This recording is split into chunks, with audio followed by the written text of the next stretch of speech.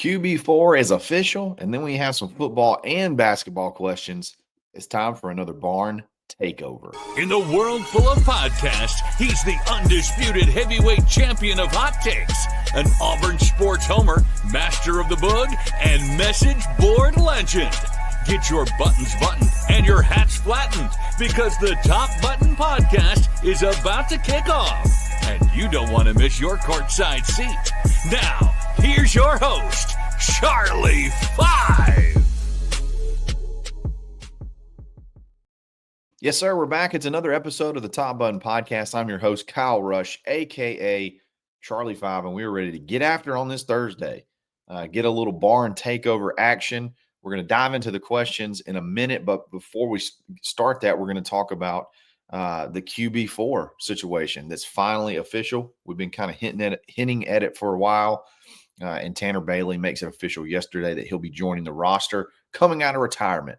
We'll dive into that as well. But before we do that, we got to give a shout out to mybookie.ag. Use coupon code NEXTROUND for a 50% deposit bonus. Give them $100. They're going to give you 50 back in free play to play with. Go have fun in the sports book, the casino, all the good stuff. Check them out. It's mybookie.ag. Before we jump into the questions, obviously some big breaking news. Auburn's finally made it official where they added Tanner Bailey. I guess technically he'd be considered the South Carolina transfer, even though he was already on campus. He will be part of the roster for spring. He will be your QB4, and I think it's a great addition. I think it's a great addition to get into the mix. Auburn was going to go into spring with only two quarterbacks otherwise, and you got a guy who was a pretty highly rated quarterback coming out of high school, never really got a chance to play that much at South Carolina, really at all. He was in the 2022 class, so that was the year that Hugh was hired. And he redshirted his first year, played his second year, never really got any snaps, and then he decided he was going to sort of step away from football for a multitude of reasons. Always had his heart at Auburn. Transferred to Auburn and just didn't play anything last year. He was just a student at Auburn, which I think just shows how much he loves Auburn. His dad played at Auburn. It's always been his dream to be an Auburn Tiger, and now he gets to live out that reality, which is exciting for him and obviously exciting for Auburn too, because you get another talented guy that you can add to the quarterback room for spring to just kind of up the competition. And hey, Tanner's no slouch. I know there may be some rust that he's got to shake off, but a quarterback room of Jackson Arnold, Ashton Daniels, Deuce Knight, and Tanner Bailey is a pretty solid quarterback room. If you just go off of quarterback high school rankings, you're feeling pretty good. So a lot of talent in that quarterback room. Fired up about Tanner Bailey. I was on the South Carolina message boards yesterday, kind of just seeing what their thoughts were after the announcement. And one of their moderators said something to the tune of, "This kid's way too good to just not play football." I mean, that's coming from the school that he left. Like, in other words, I always had high hopes for that kid. It was a shame to see him step away from football. Fired up, he's back in it because he's just way too good of a player to just not play college football. So he's going to have multiple years left. I think they're trying to decide right now, is it going to be 2 years or 3 years? How does that year sitting out affect his eligibility? If they can obviously work the way around that, he redshirted his first year, played his second year, and then sat out, he should have 3 years. But how does that sit out year affect your eligibility? They'll see how they'll work through that. So 2 years minimum, maybe 3. So we'll see what happens. But regardless, Tanner will be joining the squad. I guess yesterday was move-in day. So yesterday was move-in day for a lot of the freshmen, transfers, things like that. So I guess he's probably getting settled, getting back in the mix. And then I'm sure they'll start meetings very soon. And then obviously spring is just right around the corner. Workouts, all that stuff, that'll be going down. And then spring practice starts in just a couple months. So big news. The quarterback room is finished, and I think Auburn's very happy with this addition, being able to bring Tanner back into football. So good for him. good for Auburn. That position group is set. All right, so let's jump into the questions. I wanted to get that out of the way because that's obviously some very important news. Now we'll jump into the barn takeover, the most fun part of the week for me, where members of the barnauburn.com submit all their questions. And then I jump in, pick out some of the better ones and more fun topics, and then we go through them, call them out by name, and have some fun. So without further ado, let's go ahead and jump in it. Grizzly Adams 16, one of my favorite posters, been around for a while on a lot of different platforms. Could you see Perry Thompson and Horatio sliding into the Rivaldo role? This is something that I've actually talked about multiple times, I think, over the past, since we've been talking about the portal, basically since the portal opened up. You lose a lot of production from Rivaldo out of that big slot position. I mean, he was really more so of a big slot receiver than he was an actual inline tight end. He was a really good receiver. He was a questionable blocker at times. So what do you really need in that position? Horatio actually played a ton of snaps in the slot at Wake Forest. Perry Thompson, I feel like, is big enough that if you need him to be that big body over the middle, you need him to be that big body in the slot, that big slot position. I mean, he's 6'3", 220 plus pounds. I think he could easily be that role. And honestly, that may be a better role for him. And I'm talking about Perry Thompson at this point in time. Look, Perry, when you're out on the outside, obviously there's got to be some quick twitch, and there's got to be ability to get off a press. And sometimes that takes people longer to adjust to than others, even if they have all the physical gifts to be able to be an elite receiver at this level. Sometimes it just takes an adjustment to get to that, when you're able to get those releases and then stay on track to run your route and have the timing down. Sometimes that takes a little bit of an adjustment. I think a little bit of that's why Perry didn't play quite as much last year, because I think he struggles a little bit sort of getting off. His get off is a little bit, not quite there yet. Easy to kind of get him off rhythm when he's got a man in his face. Well, you can completely remedy that by sliding him inside, because typically you're going to have a little bit of a more free release at the slot, and he would be a matchup nightmare. So I'm curious to see in spring if this is something that they look at with both of these guys, because again, Horatio has experience there. Perry, I think, is athletic enough. You can move him anywhere on the field. You could have him at tailback if you wanted to.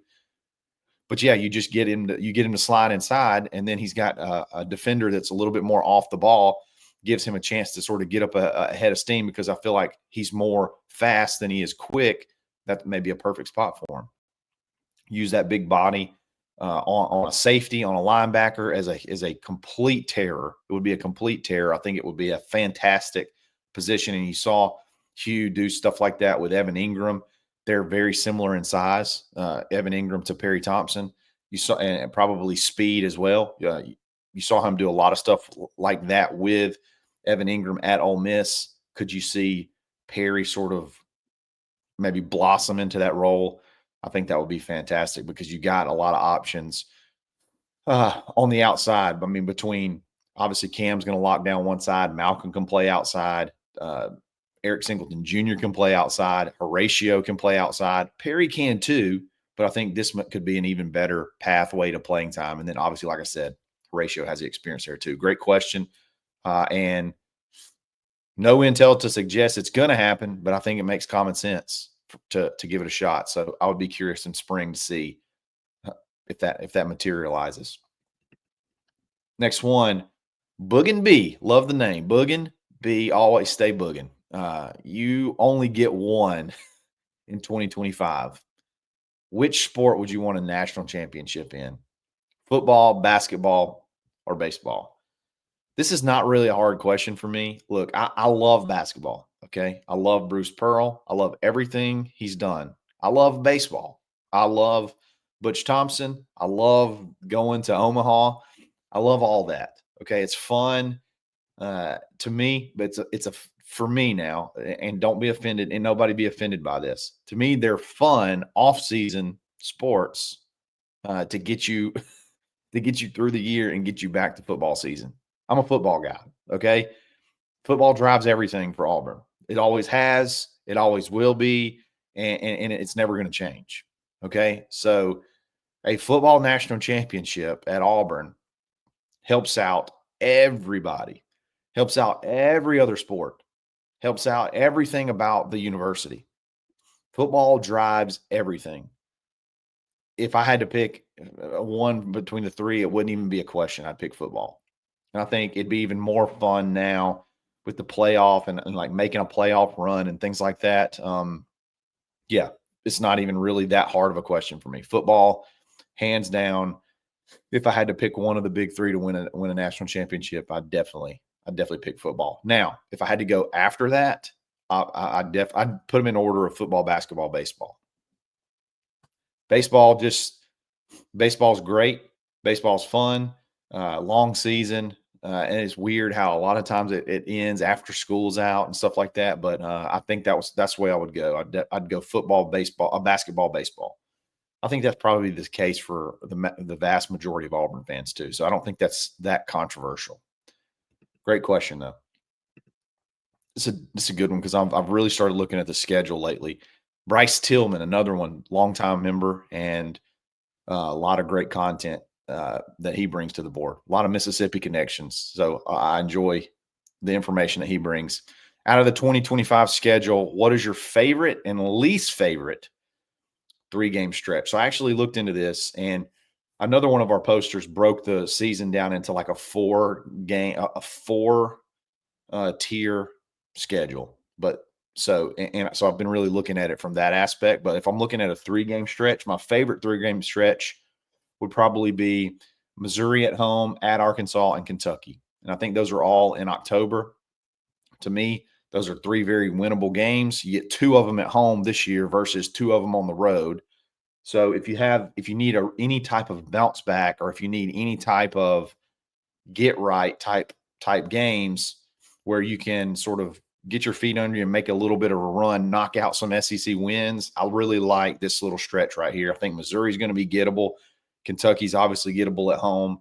You go to Arkansas. Arkansas lost a good bit to I guess graduation and then to the portal. So they do bring back their quarterback. So what does that look like? But again, you should have been able to have a game plan to be able to handle Arkansas last year. But you had 5 turnovers in the first half, 4 turnovers in the first half. Yeah, 4 turnovers in the first half. You had a fumble at the goal line. You got to redeem yourself there. So that's my favorite 3-game stretch. My least favorite is pretty early in the season.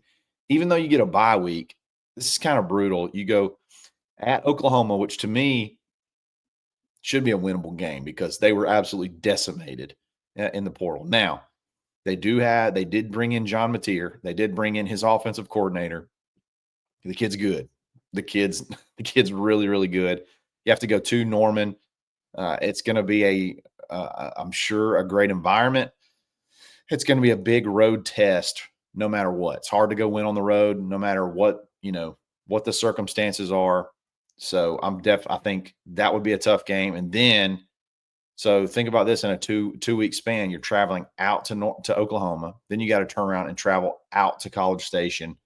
It's a lot of traveling in a short period of time, and A&M is going to be really good. So you just beat them at home. I'm sure in over 4 overtimes. I'm sure they're going to want to get some revenge. So that's going to be a tough back-to-back game. You do get a bye after that, so that's big. You get a chance to rest, but then you turn around, you have Georgia. So you go at Oklahoma, at Texas A&M, and then home to Georgia. That's a tough stretch. That is a tough stretch, even with the bye. So if the bye wasn't there, that'd be dang near impossible. That stretch would be really, really, really tough. But the bye at least kind of gives you something to kind of work towards, and then you get a chance to take a rest and then get after Georgia. So that's my least favorite stretch, even though it'll probably be a really fun stretch. I like to go to one of those games. Either Oklahoma or A&M. I've never been to either, so that'd be a lot of fun. Good question. Brian Beatty, you become the czar of college football. How do you make bowl games entertaining again? This to me is not that hard to figure out. And I'll tell you what I do. Now I don't know exactly how you make the money work, but basically what you do is you have a winner take all cash game. It becomes a winner take all cash payout to the players. Every single bowl game has money on the line. And I think that makes kids want to play harder. That would make kids want to, you know, maybe if it's worth it, not want to opt out of the game. You got cash money possibly on the line, and maybe make you want to into stay with your team until it's done before you go into the portal. So like all these kids, all these teams aren't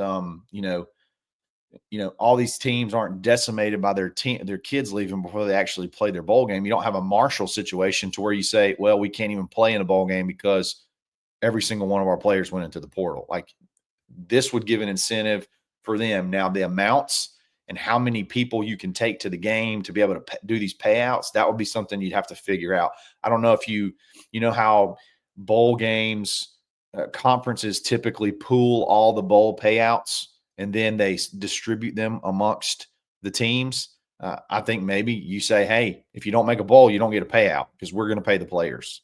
And then it becomes more of a winner take all. Maybe instead of the bowl paying out to the teams, maybe the bowls pay out into a pool, and then you have sort of a winner take all scenario.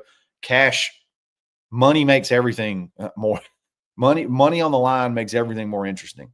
So imagine if the team is playing for a a couple $1 million prize pool.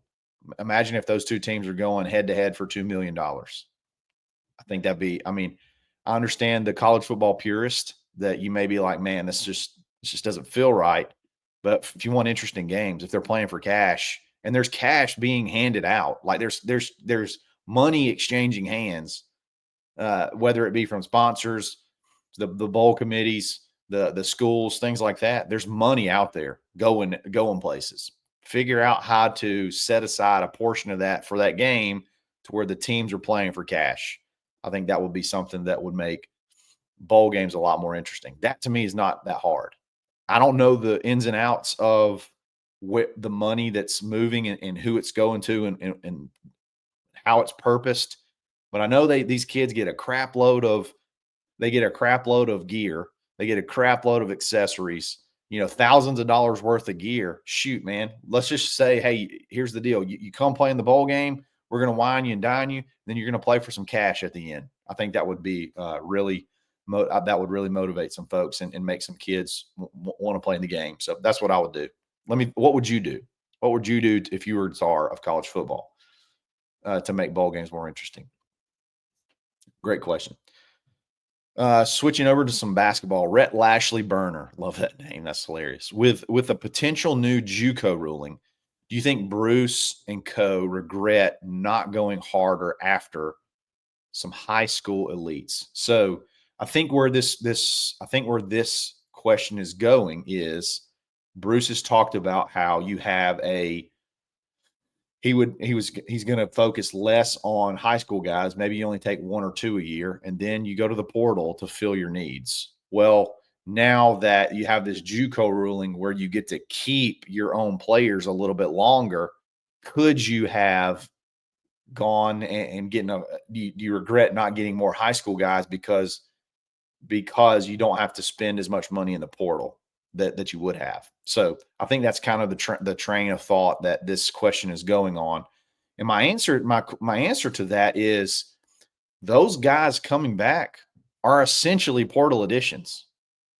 So if Denver comes back, that's just like getting another guy out of the portal. If Chaney gets to come back, which he should, that's just like going to the portal and getting another guy. So that strategy really isn't changing. Now, there's 2 signing days for college basketball. We had the early one already. There's another one coming up in just a little while. If the strategy does need to shift, there's still players out there that could be added. There's still some big dogs out there that could be added if that's the direction you want to go. But the thing is, this ruling didn't gain you any extra money. This ruling didn't gain you any extra NIL to spend. So if NIL is the limiting factor where you have not, I say in limiting factor. If NIL, you have to be very conscious on budget. This ruling didn't help that. It didn't like unlock a way for us to be able to spend more money. You're just adding. I mean, if Chaney comes back, if Miles Kelly comes back, if Denver comes back, if Chad Baker Mazara comes back, that's just like those guys were gone. So that you would have had to add 4 guys out of the portal right there. So this is just like adding 4 guys out of the portal. It's really no different. It's really no different than what the original strategy was. So I don't think it really changes anything. That's my answer. I don't think it really changes the strategy of what they were doing. War Eagle, Wyoming, start one, bench one, cut one. CBM, Miles Kelly, Chaney Johnson. God, this one's tough. If it's on the road, you got to start Miles Kelly because he's been just on true road games. He's been unreal. So, but just overall, you can't always have true road games. I think I'd start them in that order. I think I'd go in that order. I'd start Chad Baker Mazara. I just think from on the defensive side, on the offensive side, on the emotional side, on the leadership side, believe it or not, Chad has become like a leader, one of the leaders of the team. He's been he has sacrificed points, sacrificed production to play, scrappy defense and distribute the ball. And then he's even sacrificed minutes to let Ja'Kai Howard develop and other players get minutes. I think I go with CBM. I bench Miles Kelly and cut Chaney Johnson. Chaney could easily be number 1, but he's got to stop fouling. Got to stop fouling. Learn how to defend better without fouling. So you can stay in the game. So you can stay in the game and play more minutes. So I think it's the one I'd go is in the exactly that order. Start Chad Baker, bench Miles Kelly, cut Chaney Johnson. But I wouldn't cut Chaney Johnson. All right, 2 more. This is a really good question. And this is kind of goes along the line of the discussion about retired jerseys. Reconciled. What are your thoughts about a potential Johni Broome statue? What would he need to accomplish this year for that to be considered? And then what about renaming the arena after Bruce? Okay, so let's start with the first one. What are Johni getting a statue? If you take the I guess formula of what the statues that we have currently, you have the Heisman Trophy winners for football. So the equivalent, I guess, would be the Naismith Award. So if you win the Naismith Award, that's what we've done for football. If you won the Heisman, you get a statue. I think that would be an auto qualifier. Okay, that would be an auto qualifier for him getting a statue right out of the gate. Like there's no, you really can't argue that he would deserve one. And then if he were to go to the NBA, you look at the other ones. Charles Barkley, he didn't win Player of the Year, but he's an NBA Hall of Famer. Frank Thomas didn't win like the baseball award for Player of the Year, I don't think, but he's a Hall of Famer. So I guess that would be the second qualifier. If you become a Hall of Famer in the NBA, that could be another qualifier for getting a statue. But I think I've been really thinking hard about this. Like, does Johni deserve his number retired? Does he deserve a statue? I really think he's one of the more influential dudes in Auburn basketball history. I mean, he's got better stats than Barkley did in his 3 years. They're both played 3 years, and he's going to end up with much better per game stats than Charles Barkley. He's going to have some SEC titles under his belt. And then this team, what could they do? If this team makes a deep run, Johni may deserve a statue regardless, even if he doesn't win the Naismith Award. But if he gets Player of the Year, he's a shoe-in for a statue. And I think that's to me, that's pretty rare. If you're the best player in that particular sport, in that particular season, you probably deserve to be remembered. I'd much rather have a statue than a jersey retired, because I just think you're missing an opportunity on a recruiting. I think you're missing a huge opportunity recruiting there when you retire jerseys. So that's my answer for that. Player of the Year, build the statue, make a deep run in the national championship, and he continues to still perform the way he's done. I say build it. And then if none of that happens, but he has a really good NBA career, becomes a Hall of Famer, build a statue. I think there's a pretty good chance he probably gets a statue. If he keeps playing the way he's playing, I think he probably gets one, and he definitely deserves one. Last question, kind of off topic, but it's a good one. Daryl Dapprich fan 05, the best name on the bunker. I mean, on the barn. Sorry, that's old. Still got that old habit, man. What's your favorite band? What's my favorite band? So this may come as a surprise, but I just don't listen to a ton of music. I'm more of a podcast guy, talk radio, sports radio guy. As I've gotten older, I've sort of gotten out of the music deal, like where I just don't like music, just doesn't do it for me. Like if I go on a road trip, I don't pop in, a playlist or turn on Spotify and listen to music. I'm typically putting my headphones in and I'm listening to a podcast. So that's tough for me. But I guess I've always been this is so stereotypical, but I've always really loved AC/DC. If I want to get fired up, if I had to listen to like multiple songs from a band, the multiple songs from the same band, like for an extended period of time, I'd probably go with AC/DC or Led Zeppelin. Those are the two ones that I like a lot of their songs. I'll even listen to the ones that didn't really go mainstream. I kind of just dig those bands. So I don't like any of the new stuff. I've started listening to a little bit more Post Malone, but other than that, I don't really like a lot of the new stuff in any genre. I'm more of an 80s and 90s guy.